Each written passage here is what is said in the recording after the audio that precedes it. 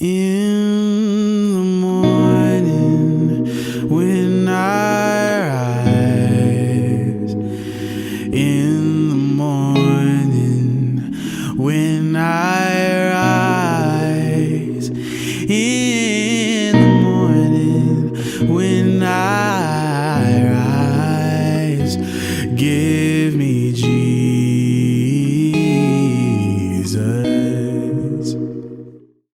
The first time I read the Bible in full, like completely from Genesis to Revelation, I think I was in grade 11. Between grade 11 and grade 12. I don't know, I wanted to read it the same way I would read Harry Potter books, Nancy Drew books, just to get like the full picture of what, the Bible entails. And because that's the mission and that's how I read it, that's exactly how it came out. I read it as a story going from Genesis to the Revelation, like an adventure story, if one can say. That's all I saw. There was no spiritual led revelation in it when I was reading it. There was nothing extra about it. It was just me reading the Bible and finding the story within the Bible. It was not until you started being exposed to different types of teachings and like to different types of for people to explain the actual revelation in the Bible that contained within the Bible itself. The experience between reading the Bible for the first time and everything else that came in, like, created a lot of the doubts that I've been living with, the doubts and the questions, and it had rose a lot of questions that when I wanted to go back last year in 2020 and wanted to read the Bible again from Genesis to Revelation, I got stuck as soon as I got to Exodus, because a lot of things did not make sense to me in how we have used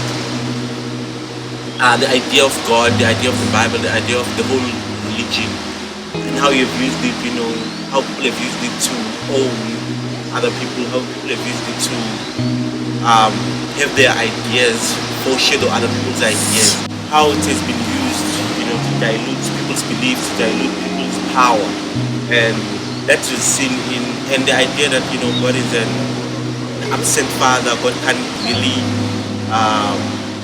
interfere in our daily lives, was really debunked by what happened to the King Pharaoh's heart was hardened by God himself. And I know the idea is that God didn't have to harden Pharaoh's heart because it was already hardened, but for the fact that the Bible tells us God hardened Pharaoh's heart is why we are here today. So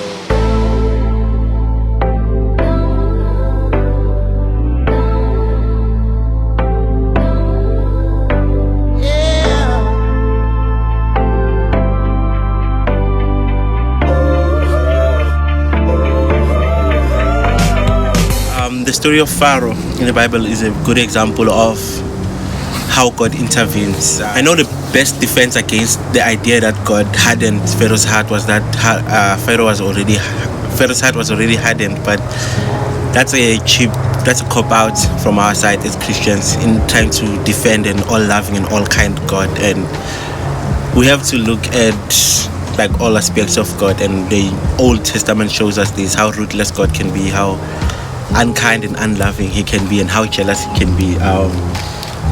Also this idea of free will, unless you are here to tell me that free will only came with Jesus. I don't think Noah had free will, I don't think Jacob had free will, I don't think Esther had free will in how their lives turned out. It was all the way I read the story of Israel, the goal was all to achieve God's overall purpose with humanity and with life as a whole. So that's the type of questions that arise when you read the Bible through a spiritual eye, and not just as a story to pass along, as a fairy tale, as a folk tale to pass along. So that's what I've been mainly plagued by in seeing God as a loving and a kind God, and I guess this is mostly where people have found it easier to take the Bible as a means for control, to take the idea of God as a means for controlling people, for controlling how much people believe and what people believe in and how far their belief can can make them subservient to whoever is in charge of like the Bible, you know. And we can't, this is one part of the Bible we can't ignore. It's how it's been used, and it's how it's still people are using it. That's why you have so many different pastors today who are using the idea of the miracle working God to still keep people in chains, to keep people subservient to their will, and you know, who claim to be speaking for God wherein they not even, you know, are not even part of sharing God's purpose, because none of us really know. And it's been how many years since the introduction of the Bible, and I'm sure there's been things that have been tweaked and turned, because human nature, guys, I understand that we like to believe God is all powerful, but human nature dictates that people have had a hand in how the Bible turned out, in who was viewed more favorably to God. Like even now with religion, we seem to have the belief that Christians are viewed more favorably to God because of their relationship with Jesus, because of how much they pray, because of how close they are to Jesus. So, and that's not the case here. We need to see God in a holistic, outside of religion, outside of whether you are Christian, whether you are Muslim, or whether you are Buddhist. We need to see God as encompassing of all of them. The same way I saw religion as encompassing of all the things I needed to unlearn and all the things I needed to relearn. It's the same way we need to see God as encompassing of all of life and all of religion. Because as soon as we step outside of religion, as soon as we step outside of the beliefs we've accepted, mainly the beliefs that have kept people in chains for so long, the better view of who God is we will have.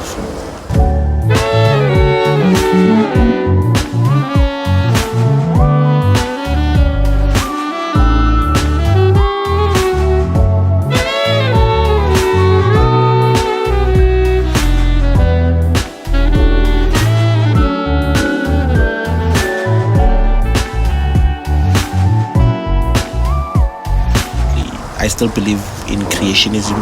I believe we were created, we are here, and God marvels at our joy. God marvels at our happiness. God marvels at us just waking up with a smile. You know, He likes seeing us just being us, not without all of these rules.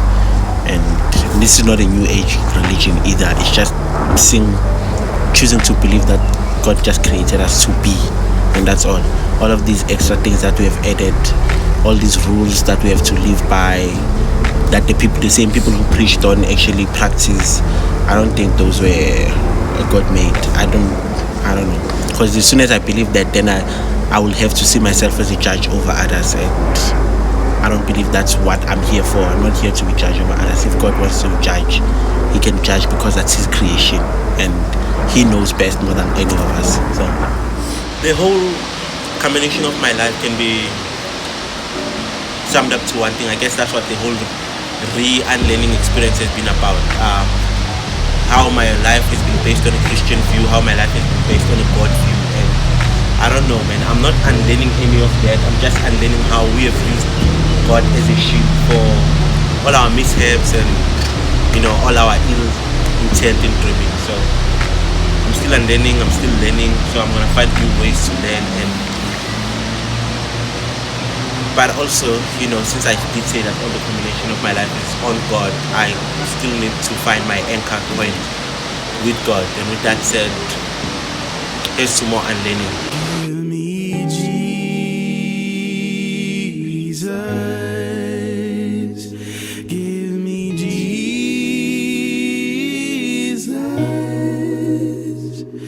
You can have all this world. Give